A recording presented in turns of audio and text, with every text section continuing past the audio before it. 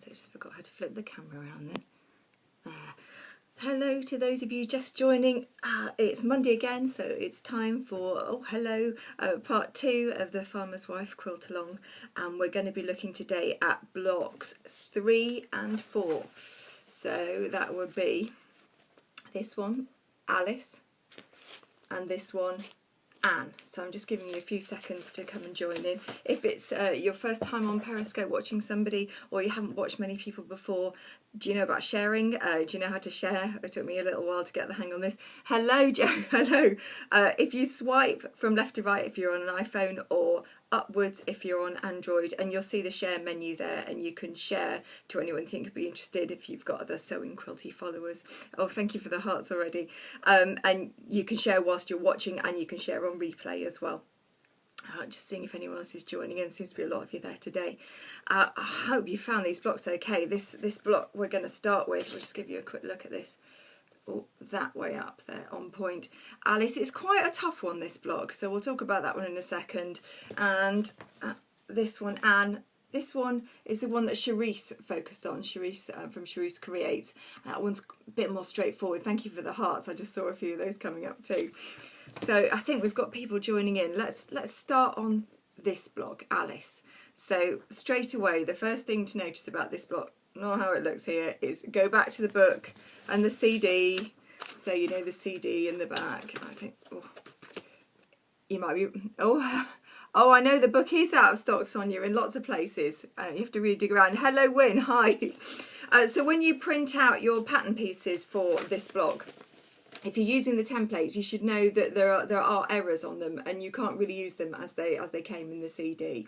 So you've got a number of options. On my blog, I've got a errata page for this book, and Laurie, the author, kindly sent me the replacements page with the corrections on. It wasn't her fault; it was a publishing thing, but it's annoying for her.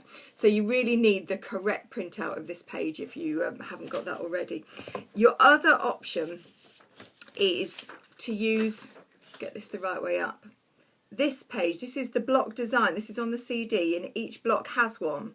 And if you print them at 100%, they come out at 6 inches, so they're completely to scale. And these are a really useful reference point. If you're doing English paper piecing, you could cut one of these up for all your pieces, and then it's only one page to print out, so it's a much cheaper option as well. So there's this option if any of the templates are faulty in the book, and so far it only really is this block that's affected, but you could use this. Right, let's go back to this. So as well as a problem with the templates, there's also a problem with some of the numbering on the foundation paper piecing patterns. It's pretty minor. I've got the replacement sort of details that you can swap in on your piece of paper, that you don't have to print another one out, but just go and have a look. It's worth looking at. So let's have another look at this one. Right, the issue with this block, apart from the errors, let's get over that.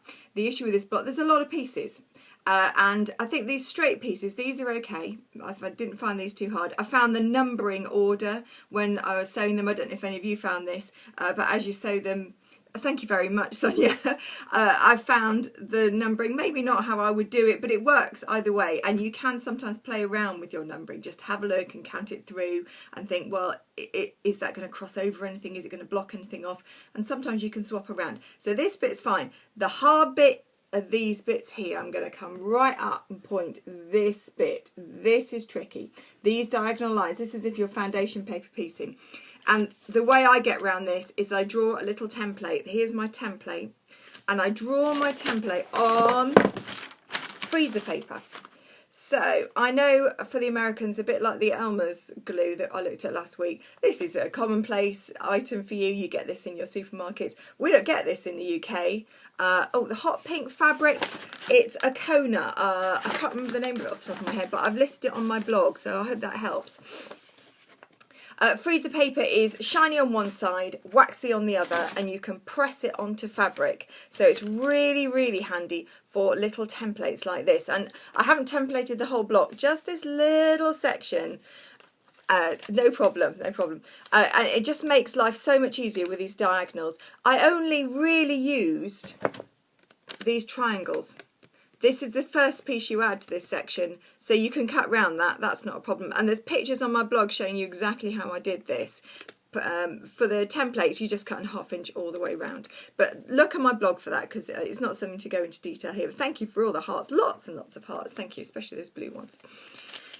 Once you've done the template, I think it comes together. I kept all the paper on right to the end, because otherwise there's a lot of bias edges, and maybe you can see, I don't know if I can show it at that angle, it's a little bit wavy at the edges. I had to press it into submission. I had to really go for it with a bit of, what was I using? Soak on this one. This is the sort of really nice spray. It's quite expensive, but it's a gentle starch. It's really good to flatten blocks into submission. So that block is Alice. Let's go on to Anne. This block, I found this a lot more straightforward. Oh, was yours all wavy, Mac and Mabel? Is it Julie, Mac and Mabel? I think that's your name. I don't remember everyone's name. Was yours wavy too? Yes. I think it's unavoidable. There's so many bias edges all over the place. This block, much easier. It's all straight lines. It's little quarter blocks when you make it, when you do your little sections.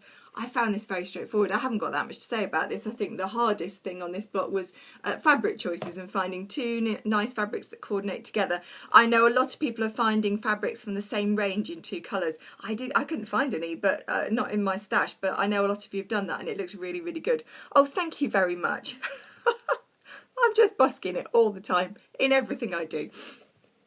But yeah, this block, pretty straightforward. I haven't seen Sharice's yet. I don't know if she's got her link up. As soon as it's up, I'll put it into the blog post. But I can't wait to see her choices, because she always chooses very pretty fabrics.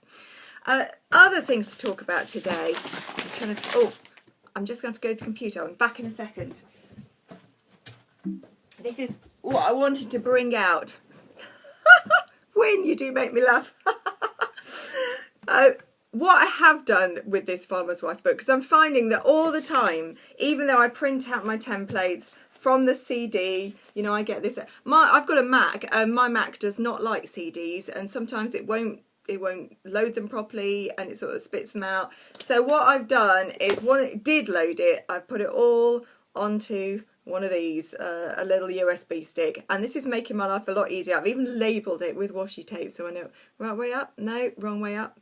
So I know what it is amongst my other USB sticks. This it's a really handy tip. I've got everything on there, so as soon as I think I want to have a look at something, I get emails with people saying they think there's a mistake or they're not sure what to do on a section. I can get the resource straight up and I can see all the different ways of piecing it.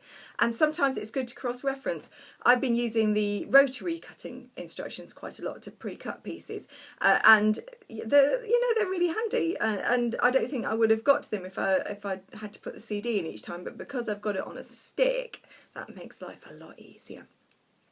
Has anybody got any questions they want to ask about the Farmer's Wife quilt along? Because do fire away. That's what these sessions are for. It's for me to introduce the blocks each week and a bit of a novelty maybe. But it's also for you to ask any questions about how, certain techniques, anything you like really.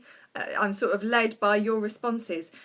Don't forget, you can share this in replay as well. So you swipe from left to right on iPhone and you swipe up on Android, and you can see how to share there, and you can do that whilst you're watching.